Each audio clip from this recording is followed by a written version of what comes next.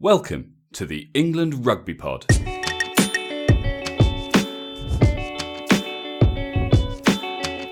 Thanks for downloading episode 64. Eddie's extended his contract to 2021 and he's announced his England squad for this year's Six Nations. You're listening to the England Rugby Pod, the rugby podcast that believes England will win the World Cup in 2019. Hi guys, welcome back. We're probably 24 hours later than planned. I think we said that we were going to do this on Wednesday. It would have been difficult. The squad was only announced this morning. Clearly got the dates wrong. I definitely read the 17th somewhere, but I don't know. Maybe it was last year. But it has been announced now, and we're going to discuss it. And I'm joined, of course, by Dan. Hi Andy. So I'm afraid I'm going to cut out any of the small chat. I think we probably know each other well enough not to need to fill those gaps. And before we go on about the squad, what I wanted to ask you, Eddie Jones' extension. For those who don't know, I'm sure you all do, but Eddie Jones has had his contract extended with England until 2021. What are your thoughts? Mixed. Like, I think it's great for England, for English rugby. Clearly this is a guy who's done amazing things, the sorts of things that haven't happened for England before. So it's great that he's going to be involved. I watched the press conference. I quite like the idea that, his focus is still the World Cup. After which his focus is helping to bring in somebody new rather than he just is in charge for another 2 years. It's very much like post-World Cup. It's about, introducing somebody new so they're not taking on a team kind of cold, which is quite interesting. It's not been done before. It was very interesting that they said that there's performance-based kind of break clause in that. What do you think that is? When question, I think it's win the World Cup.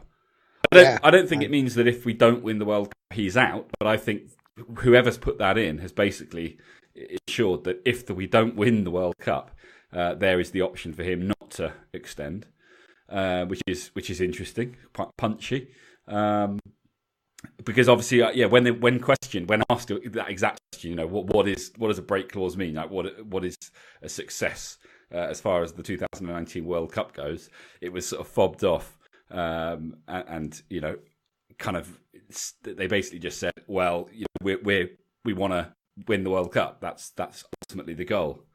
So I think that's probably the sort of the break clause, which is really interesting. I also think it's interesting because there's no question we've got to be thinking Eddie Jones for Lions 21, haven't we? I think so, right? I think so, and actually, there's an article saying that hasn't been ruled out. No, and I think there's no reason why it needs to be, particularly if the focus is, as they say it is, on finding his replacement, because he doesn't need to take an entire year off in order to select the Lions squad. He can just sort of reduce his kind of role within the England side, because ultimately that's what he's looking to do anyway. He's looking to bring someone else on board and let them take more and more responsibility, so that when the time comes in 2021 August, I think it is, to step away, they kind of just merge into that role. Because there's no point in him just essentially hiring a second coach and then 2 years later going, right, you're in charge now. The whole point surely is that this new coach, whoever it may be, is going to slowly take on more and more responsibility. Gradual transition of power, so that the transition happens really smoothly. So it could work out really well.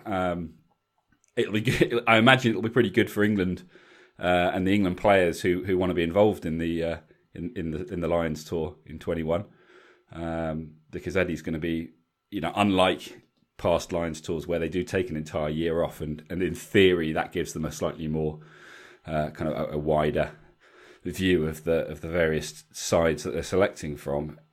He's going to be heavily involved with them right up until the Lions go on tour, which you would think, just the way things work out, is going to result in perhaps a slightly heavy skew towards the English players. Obviously, depending what happens over the next couple of years, but 18 months especially, I would have thought. I'm inclined to agree with you. When I first saw it, before I'd even read the article about what it entailed, etc., I must admit there was a bit of me that felt a bit disappointed. There was there was almost something reassuring about that pure single World Cup focus. I'm just here to win the World Cup. I'm just here to win the World Cup. But then when I looked into it, when I read it, like you say, it makes sense for English rugby, right? Because otherwise you do have that scenario, which we've had before, where, yeah, suddenly everything's great and then we're back to zero again. Whereas they've taken into account, not just for focus of making sure we're best team in the world, making sure we win the World Cup, but making sure there's that continuation of England rugby and that we can perform. So, yes, I think that's a good idea.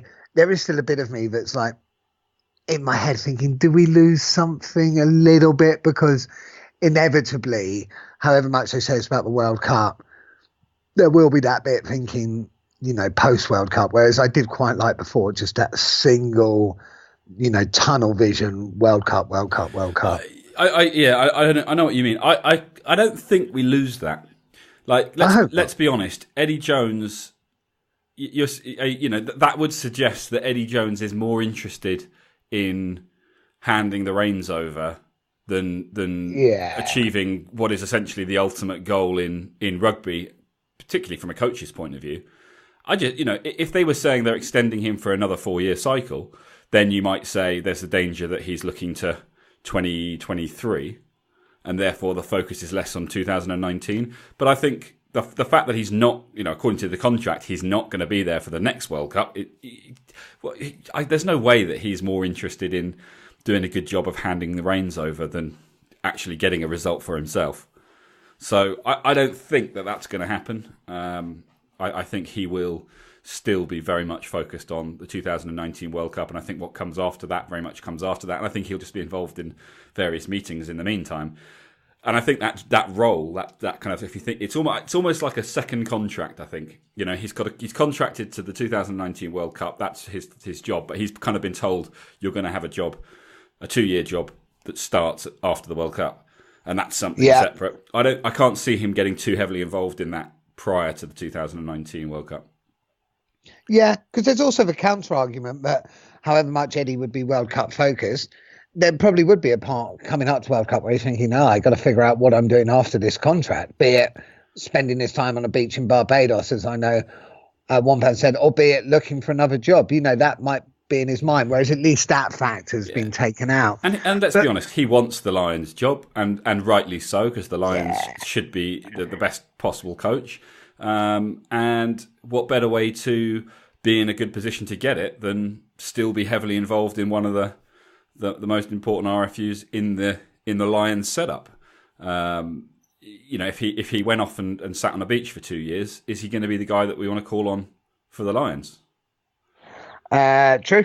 Very true. I can't imagine Eddie having been able to have downtime for 2 years. No, but you know what I mean. I'm not. I know what you mean. When you first mentioned it to me, I was like, yeah, it does kind of take away a little bit from what he was all about. But actually, I don't think that changes, and I still feel confident that his singular focus right now is still the 2019 World Cup, and what comes after that comes after that. Yeah. And it's the problem with Eddie is he's messing with my head. Like, he's really messing with my head at the moment. Like, his squad selection, I look at it and I'm like, no, I don't like it, Eddie. You're missing people. Listen, okay. And there's one name I refuse to mention this episode. Okay, hold on. So I wanted to talk about this. So we spoke this morning just after the announcement, and your first reaction, your initial reaction to the squad was underwhelming. Yeah. And my initial reaction to that was, yeah, I kind of see what you're saying. And then I kind of looked at it a bit more. And actually, so just before Christmas, we did our Rugby World Cup final squad if it was going to be played on Saturday. Yeah. Right, so I've had a look at this squad. So the thing is, this squad that he's announced today is the widest squad, the 30 whatever. Okay, it's not the 23. If we look at it as a 15, so starting 15, Mako's there, Hartley's there, Cole's there. That was our first choice starting front row.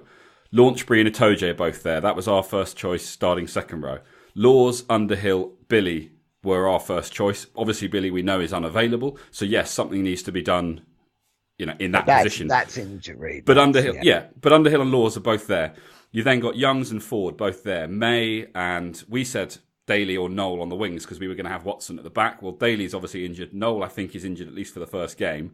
But Watson slips into 14. Mike Brown comes in at 15. Not major changes there. The only other thing was, and obviously Farrell's there, we said Tuolangi as a bit of a sort of, we'd like to see it.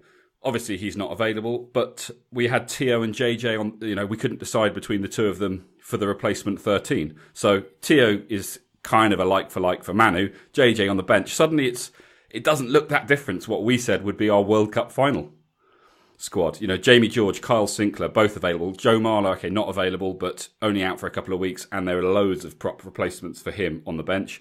Nathan Hughes, obviously. The back row is always is the issue right now. George Cruz is out of form, so he's not been called up, but you've got Nick Isekwe, who is in form. George Cruz is in it. What? Sorry. What? Yes. Who am I thinking of? Is he? Is he in the squad? Yeah, George Cruz is in the squad. Yeah. Oh, okay. Well, there you go. So there's another one. Cruz, Kerr. They're all. Our 23 is pretty much all available and included. So I think when we see the 23 that actually gets selected, there's all these names, there's all these kind of youngsters and newbies and stuff, which maybe makes it seem like there's something big missing. But I think the only name that isn't on that team sheet that makes us feel like it's underwhelming is Billy Vunipola. And obviously it's massively disappointing. But I think with him, if he was in there, I think it would look completely different. So the only problem with all of that is you've completely shit on my argument. Yeah. And from now on, everything I say, not that it ever did hold any weight, but everything I say completely holds no weight. Well, I think it's interesting. So shall I go? Do you want to just carry on chatting? I think the listeners would like that, but no, it's important that I have someone to talk to. Good. I think it'll be interesting to see what it is about that squad that you felt was underwhelming, because at the end of the day, that was still your reaction. Yeah. And maybe that will clarify a few things for us in terms of key players and the importance that they hold on this team, and maybe it'll make us feel a bit more confident about this squad selection at the end of the episode. So I've got a few points, and I'll just quickly go through them though. So a few points. Firstly was seeing like Ben Tio in there. Great, brilliant. I love Tio, but he hasn't played since October. Mm-hmm. Will he have the fitness to come into a Six Nations? So there's a part of me thinking, yes, Manu's been out for ages, but at least he's had a bit of game time. Maybe he had a place in that squad. Another thing that actually bothered me a little bit. Do you remember when we were saying about the Brighton training camp?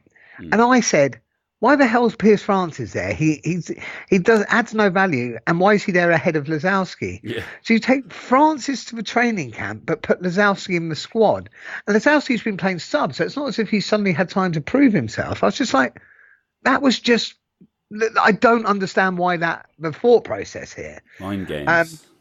Yeah, it does seem mind games. Gary Graham, mate, you may be awesome. I just don't know who you are. Yeah, I think that the important thing is it's a 36 where what's important is the 23. So I think there are a lot of people included that are these new names, these names we don't know anything about. The Lazowski, Piers Francis argument. These are guys who are not going to be involved. Sure, unless there are more injuries. Yeah. No, I'm. You've got Malander, Slade, Lazowski, all competing with Owen Farrell, with Ben Tio, with Jonathan Joseph. We've seen Jonathan Joseph picked ahead of anyone else on multiple occasions, even when we don't think he's in form. We know Ben Tio is a lion. These days, I think recovery as well from injury. I think there's a big difference. So when you're talking fitness, obviously we've always said there's a big difference between physically being able to play and having the match fitness, but in terms of just physical fitness, he may well have been training, for months, and so his fitness levels might be great. Yeah, I think you got to put him in the shirt, put him out there and see, and be prepared to make the change early if it didn't work. And the thing that annoys me as well with like Eddie when he does this, I remember him saying about Marcus Smith, and he's like, I saw the kid play when he was 15 and I thought he was brilliant, so I'm just chucking him in a squad. And I thought, You can't do that, surely. As it turns out, Marcus Smith might have a hint of talent to him. Eddie's won 95% of the games. Maybe we should put a little bit of faith in this guy rather than just trying to question everything he does. No, absolutely. So, I mean, but we wouldn't have much of a show if he never questioned anything that he did, would we? I know, but that's why it messes with my head. Marcus Smith, however, so I think what's quite interesting is, given the state of the back row with Billy and Nathan Hughes injured, Zach Mercer's been kind of recategorised as a squad member rather than an apprentice. Yeah. Whereas Marcus Smith is still an apprentice. And I quite like that, because actually that says, no, an apprentice is something different. You know, it's not just a little asterisk that we put next to his name and some word that we've decided to use to make it sound like he's not really been selected. He's an apprentice player. Zach Mercer's been called up because he's needed, and therefore he isn't an apprentice player. I don't know. Part of me I think it gives that whole idea of having these apprentice players involved a bit more credibility, even though I still don't really think that we need to be doing things like that. I think that is my game. The thing that annoys me about the apprentice thing is there would be Marcus Smith and Zach Mercer and whatever it's called, a little star by their name or something. Now that Zach Mercer's no longer apprentice, they've put some 2 stars by Marcus Smith's name, so he's a double apprentice. This has absolutely no relevance to rugby, but again, messing with my head. Why are you doing this, Eddie? I think he clearly listens to the pod and he just likes messing with you, mate. I think he does a good job of it. Harry Malinder, what position do you think? Do you think he's been called up as a fullback cover? Do you think he's been called up as a 10 cover? I think it's probably a centre. I think he's been called up as a 12 cover in the event that Farrell plays 10. But the problem is, for Northampton, he's playing 10 or fullback. Is he? Yeah. I don't know then. I think he's another example of a player. It's nice to see some new names in the squad. He's not going to see any game time. I think you're right there. But the others, I mean, there's a few omissions that we know of. Haskell, obviously. I say unlucky to be banned for that time. There was no malice in it. It was unlucky timing, a shame. Whether he would have been in anyway, I'm not sure. I don't think he would have been. I don't think he'd have been. Yeah, I think you're right, actually. I think you're right. At the moment. Not when you've got the likes of Gary Graham available. I mean, you got to think of the. Joking aside, you've got Simmons, you've got Mercer, you've got Rob Shaw, you've got, as you say, Gary Graham. You've also got the 2 that we wanted to be our 6 and 7, Laws and Underhill. So there are still Toje. Vunipola is a key part of that back 3. And without him, Nathan Hughes is, and you'd like to think that 9 times out of 10, one of the 2 of them is available. So it's not quite as disastrous as perhaps we first thought. It'll be interesting to see what he does, because I suspect a slightly different game plan is going to be required, because there isn't a Billy or a Nathan like for like replacement. So if Simmons finds himself starting at 8, it's a different looking back row. If Mercer finds himself starting at 8, whilst perhaps he is a bit more of a ball carrier, he doesn't have that same impact as a Vunipola or a Hughes. So again, slightly different game plan. But then potentially you're looking at a Tio in the centres, offering more of a crash ball option that's a bit different to the way things have been for the last sort of 6 months or so. So it'll be interesting to see where he goes with it. Yeah, and you said to me, you mentioned to me the other day, which was really interesting. Does perhaps a Carl Sinclair start because of his ball carrying? Because we're not going to have the usual ball carrying in the back row that we would have with a Billy or a Nathan. So we need to have that somewhere. Yeah. Does a Jamie George maybe start ahead of ahead of Hartley because of his ball carrying? Do we? Well, that's like it. And also, I know nothing about Hepburn. Obviously, Harry Williams has been doing a pretty good job, despite us always abusing him with no knowledge of exactly what he does. But everyone else seems to think he's great. So you've got a Hepburn I know nothing about, Williams who we clearly know nothing about, despite having seen him play, and Boyce. Another newbie. I think Boyce is the Quins 20-year-old Quins prop who looks like a bit of a ball carrier as well. So there are clearly options if he wants to go down that route. And maybe, as you say, maybe that's exactly what he's thinking is, I don't have my ball carriers in the back row, but I can put a Sam Underhill in there. I can put a Courtney Laws in there, and I know I'm going to get some big tackles and some, like a huge volume of tackles. There's obviously still your Chris Robshaw. Senior player, workhorse, always does a job for England. So there are lots of options, but you have to have a slightly different game plan. We'll forget about what happened last year when we played Italy, and we'll assume that particularly in a run up to a World Cup, they're not going to try anything silly. Well, I say silly, they mugged us off, and fair play. But assuming that they just go into this, with a World Cup head on them. Do we think that it's a little unfortunate that they're our opening game? Or is it the opposite? Is it a good thing that they're our opening game because we get to try a few things against a side that, in theory, we shouldn't have any problems beating? We shouldn't have any problems. Italian rugby, Conor O'Shea seems to have done a good job. The Italian clubs are certainly performing a lot better. They won't be a problem. I think realistically they won't be a problem. We will win that match. Is it a good thing? I think overall, I think yes. I think it's probably good to have that match, get a bit of confidence. We are missing a few big players.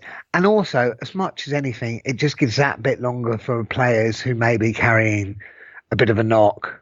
To get back. To get back. So the likes of a Jack Null, the likes of even a Tio, it's good to maybe get him a bit of match time under his belt. Whether we're going to see, because like you say, when we say we look at the squad for 36 or whatever it is, there's some people who realistically aren't going to sort of factor in at all when it comes to it. But actually, it's a squad. Squad's a squad, and it's all part of it.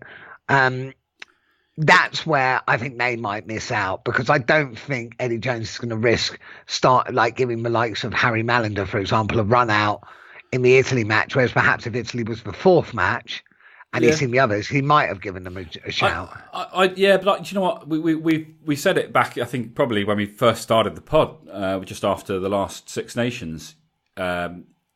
This year's Six Nations was going to be where we were going to start to see, the proper World Cup squad coming together. And yes, there's a lot of names in the wider squad that are newbies. I don't think he's going to be trying lots of new options. I don't think he's going to be trying things. I think he's going to. This is the time now to stick with your tried and tested. You mentioned Jack Nowell there, and it's good to give him a bit more time off. And we're big fans of Jack Nowell. Do you select Jack Nowell over Anthony Watson though? I don't know. I don't know about that. I mean, I'm thinking not, and therefore you've got May and Watson on your wings. Because let's be honest, Mike Brown is going to be the fullback, at least for the Six Nations. I would have thought Brown Pants will start. Yeah. So you're then looking at if all fit, you're looking at Daly, Nowell, May, Watson to cover the two wings. So we've both said you've got to have Johnny May in there. Daly's obviously unavailable, so it's Nowell or Watson on the other wing. I think Watson's probably the one anyway, isn't he? Yeah, I think so. The name we haven't mentioned, who probably is feeling a little hard done by, would probably be an Ollie Woodburn. Yeah. For extra, he's having a hell of a season, but but we've talked about this, haven't we? There's he's not the only guy that we've questioned his name missing from the team sheets or the squad sheets. Certainly not the only Exeter player either, but I refuse to say his name this pod. I've said with his name for the last 15 pods in a row. Yeah, you have. Okay, well, we'll move on from him. Danny Care, Ben Youngs. Danny Care's been looking really good. Why would people question that? They're both really good. Not question them being in the squad. I'm talking about I'm talking about 15. Who starts? Yeah. For me, there is no question. It's Youngs and Care. Yeah, and I think normally you start with Youngs and then have Care come on and do his shit and just have that impact where he does those, whatever it may be, cheeky little chips, just a bit of spice around the breakdown. As a finisher, I think Danny Care is immense. Oh, I mean, he was joint top England. I think we mentioned this last week, but he was joint top England try scorer last season, despite only starting 2 matches. Yeah. So, come on, score a few. Don't forget, I don't know if did he score any out in Argentina? Because there might have been a couple of players who were on Lions who may have got not that that's. I think those were his 2 starts. Yeah. Oh right, okay. So maybe it's 3 starts he's had or something. Yeah, he's. But I meant, did he score any? I think he definitely scored 1. He probably got a couple. But it wasn't like he wasn't like he scored, opened the floodgates and scored a ton. I think maybe he got 1, possibly 2 tries out in Argentina.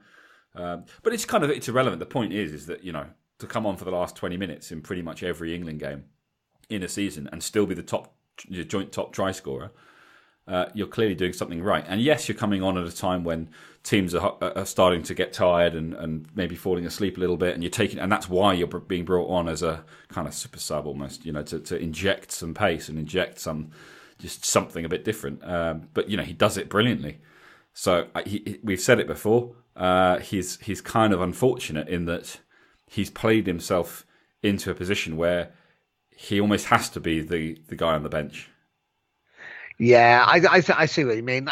I don't think they mind because I think Youngs and Care get that they're going to get a game. Yeah. And because they are so similar, it's really cool. I think we're really lucky to have that situation coming up. Moving from sort of scrummies into the front row, actually, which I know is a particular area of expertise for us. Tom Dunn, the hooker. Luke Cowan-Dickie for Exeter is starting to look pretty damn good again. He was out injured for a while. Is he going to be in with a shout? I mean, I'm starting to, and I know this is something we bring up, I keep Dylan Hartley in there for now. And I understand why he's there. I understand why he's part of the squad. But there are people who are starting to knock on that door again. Yeah, I really hope, and I'm with you. I don't have a problem with Dylan Hartley starting. I think you just have to look at the results, but that can only kind of carry you for so long. I just really hope that all the media pressure. I hope it's not like a kind of screw you guys. If you're going to tell me what to do, I'm going to do the opposite. And that's a kind of extreme example of what I'm suggesting is going on in Eddie's head. But do you know what I mean? I really hope that there isn't a kind of a stubbornness that sort of says, look, if everybody's going to tell me that I've got this wrong, I'm going to play him just to show that I'm the boss and I do what I want to do. Yeah. Do you know what I mean? And I'm not suggesting that's where we are. I think Dylan Hartley is being selected for various reasons. And I think Eddie Jones knows exactly what he's doing. I just hope that, as you say, with all these guys knocking on the door, and with the World Cup, in 2019, I just hope next year. I just hope that the right person is there when that World Cup starts. Whether that is Dylan Hartley or whether it's Jamie George or potentially one of the others knocking on the door, because I think we need to get that right. But as I say, I'm not kind of with the people who are screaming to have him removed, because I think, look, if you're playing shit for your club but you're bossing it for England, then why not be selected for England? Yeah, like it doesn't really matter. Yes, the club stuff is really where these guys have their opportunity to make their mark. So I guess there is the argument that. But Dylan's already done that, right? It's different if it's a. Not so much for him. I'm thinking more the guys who are knocking on the door. Does it sort of, is it a bit of a sucker punch for them to go, look, I'm absolutely bossing it for my club. I'm playing the rugby of my life, and I can't get anywhere near the England side. Did you have any player in mind? No, not at all. Like I'm thinking just the whole Eddie Jones era has been about anyone can make this England side. It's all about performance. We know that's bullshit. Christian Wade, hello. Yeah, but again, though, I mean, do you believe anyone can make it? I think there's a few. I think Christian Wade scores tries for fun for his club. I think Eddie Jones is saying, look, it's all well and good that you're really fast and you can score tries when the ball comes to you on the wing, but can you do everything else that's required? Can you go hunting for the ball? Can you create opportunities? Can you put in massive hits? Is your defence strong enough to compete against the best teams in the world? And I think those are the areas that Eddie Jones has openly talked about as far as Christian Wade is concerned, that he has problems. Danny Cipriani, there's a back row for Exeter whose name escapes me. Danny Cipriani, though, we both talked about it in the Wasps Saracens game, and we said that Owen Farrell, who doesn't even play fly half for England, absolutely he bossed him, didn't he? So you got to be thinking, well, is Danny Cipriani good enough? Yeah, no, it is a big step up from club to country. It's it's weird because you look at other sports, football for example, because of how many international players there are, the club sides are better than the international sides. But it's different in rugby, and there is a big step up, I think, into the international, particularly at the top flight. So I guess that kind of argues my point against my point about performance in your club side. I guess you need to perform for your club to get Eddie Jones to take a look, and then you need to, just hold fire. And if you get your opportunity, you have to take it. And if Ellis Genge is probably a good example, smashing it for Leicester, and then got his opportunity, and for me, it didn't quite go the way that he might have liked it to, and it didn't potentially go to plan. But he's injured, isn't he? I know he's injured now, but what I mean is when he was called up to England, for me, it didn't feel like he was doing the same thing for England that he had been doing for Leicester. No, I agree. And I think in this, given how competitive international rugby is and the England setup is at the moment, I think when your opportunity comes along, you have to take it, because you're not going to get multiple chances unless you're someone like Dylan Hartley, who has 70 caps, has proven himself over the course of 2 seasons, has a win record that he like the one that he's got, and offers obviously what he offers as the captain. Then maybe, and probably rightly so, you get a little bit more leeway. But he's going to have to start performing week in, week out, I think, in order to keep this going. There's only so long that Eddie Jones can say he's not having the best time for Northampton at the moment, but he's great for England, so we're going to keep him there. I think at some point Eddie Jones is going to go, look, I backed you, I gave you the chance. If it didn't happen, then we need to start looking at options.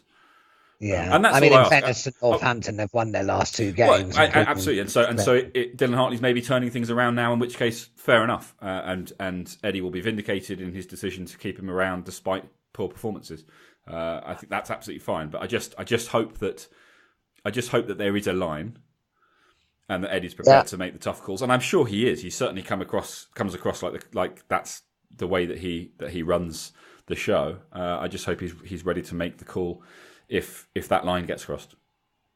Yeah, and also, I mean, in all honesty, we got to be careful not to associate everything that happens at Northampton under Dylan Hartley. Well, absolutely. I mean, I'm not just talking about Northampton's results, but I'm talking about Dylan Hartley's performances as well. Yeah, sure. That's been an area that they've struggled. But you're absolutely right, and I think a lot of the backlash that's come about has been about supposedly his captaincy. Northampton have been losing all these games, therefore clearly he's not a very good captain for Northampton. But as you say, an awful lot is going on there. It's not just results. The whole thing with Malander, the Malander sacking and everything else. It's it's going to create issues like within the camp. So they've had, as you say, a couple of wins now, and we see what happens. We see what happens over the course of the next few weeks, and then we've got the Six Nations where he has an opportunity to put his critics, shut his critics up, and then we go from there. Yeah, absolutely. I looking at the Hepburn and Boyce as the props. I don't think we probably need to go into much detail. And then this is no disrespect to them because I'm sure they have a great future ahead. But let's be honest, they're there because there's quite a lot of injuries in the front row, injuries or bans. So I don't think they're going to focus. I think it's great experience for them to be part of the camp, and I'm sure we're going to see more of them in future. But right now, I can't see them playing a huge part. Barring injury to current players. So who for you replaces Joe Marler? If we're assuming Mako, Hartley, Cole, George, Sinclair, and no Joe Marler, therefore, who's the Joe Marler replacement? And we'll excuse if we get it wrong based on like for like ones and threes. Don't know. Do you think Harry Williams simply because he's already shown that he's got a few caps? Oh, why have you put me on this? Is Harry Williams the right side? I don't know. That's why we're saying we're ignoring that bit, and someone can come and complain about it. We screw with ourselves. I know. Oh, let's move on from that then, because we don't know the answer to that question. But as you say, there's a few options there. Someone's going to step in, but yeah, you're right. Well, actually, you're not right because we know that we will see complete front row replacements. So one of them is going to be on the bench and is going to play in every game, or one in each game or whatever. So actually it'll be interesting to see who they do go for. If it is Williams like for like, then I suspect it will be him just because he has the experience. But it'll be interesting to see what Eddie goes with. Whether he's looking for some extra aggression. Talking about then the 23 for the Italy game based on this squad. If we assume Ford, Farrell, 10-12,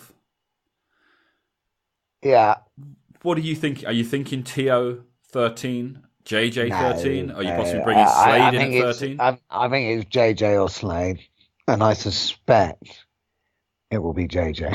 Would you therefore have Tio on the bench in order to offer something different? I would have Tio on the bench for this game, because I want him to have. I'd want him to have sort of some game time if possible, if he's fit enough. I'm assuming he is now fit enough to play. Well, he hasn't played since October. Has he not had a single game? Not as far as I'm aware. He may have. I may be wrong here. So I'd have him on the bench to get that. And then possibly, you're then on a bench, you've maybe got someone like even a Malander as another bench, because then Malander could cover back three as well as covering, he can cover most places along the backs. I think if you're doing that though, you're leaving out a Nathan Earl or a Danny Solomona as your replacement winger. Yeah. And do you need an out and out winger, particularly with Noel and Daly unavailable? You've got Watson and May out there. Can you afford to, if something happens to one of them, can you afford to not have an out and out winger to replace them? Because I think you can against Italy. Okay. I wouldn't do that. I'd only do it because it's Italy. I wouldn't do it if it was Scotland or Ireland, or any of the others actually. And that sounds really disrespectful to Italy. I don't mean it like that. Italy just aren't in the place they want to be right now. It seems like they're getting there, and I hope they do. 100%. It's going to take time. Like you say, and it's all about kind of not so much grassroots, but it's the club stuff, isn't it? You can't have one club. We talked about this before, and it's a good point. You can't have one club that loses kind of regularly and then expect them to step up. I mean, that's more Argentina that was aimed at, wasn't it? But I guess it's similar for Italy. I probably don't know what I'm talking about. Let's move on. Back row. That's the one area that perhaps is, everyone is most concerned about. We talked about it. Billy's out. Nathan Hughes is out. Do we go with a Itoje or a Laws starting in the back row? I don't. Do you know what? It's interesting because normally I'd say yes, but I think Simmons has to be 8 because I don't think it's him or Mercer, and I think Simmons probably ahead. Maybe just that bit more experience. Yep. And then normally I'd say, what I think. So what I think Eddie will do is probably go Simmons at 8, Rob Shaw at 7, and a Laws or Itoje as 6. As much as anything, Underhill's been out for a bit, so his fitness might not be there. Yep. But if he was fit, you've got a 7 there, so maybe you could go Simmons, Underhill with Robshaw at 6. In which case, you've got Laws and Itoje fit for second row. But I hope Launchbury. I was going to say you can't leave Launchbury out. We've said it before. He's that guy that just never has a bad game for England. And I'm touching wood again because I don't want that to start. But I think Launchbury. I think Launchbury, Itoje 4 and 5. I want to see Itoje in the second row. I think that's his stronger position. I agree. And Courtney Laws is playing a lot at 6 for Northampton. So although despite their results, I think I think he's more comfortable in that position than Itoje would be. And I think Itoje, let's put him where he does, where he's always done his best work. So I'd like to see Launchbury and Itoje in the row, and then Laws.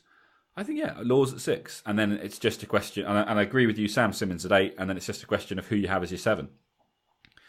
Do you go with a Sam Underhill? Do you go with a Robshaw, which I suspect he will?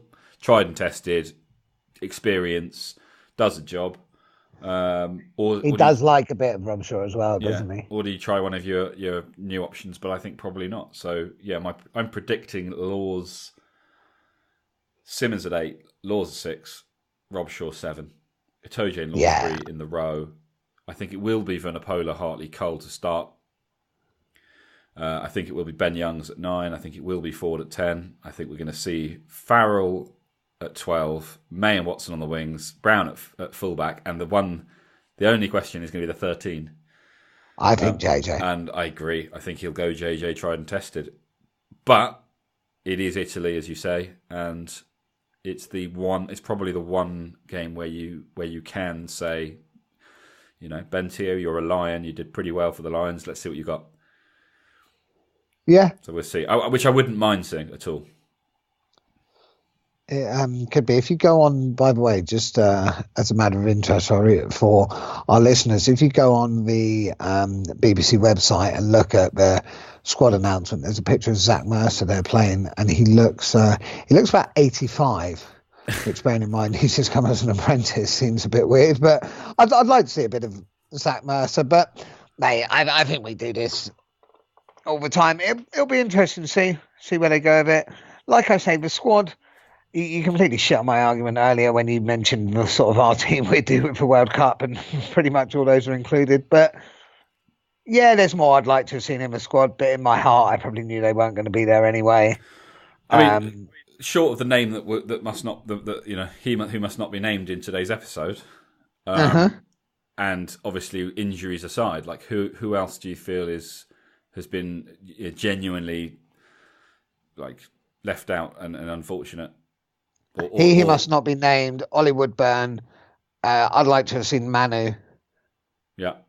I still think Manu. I think we still might see Manu in this Six Nations.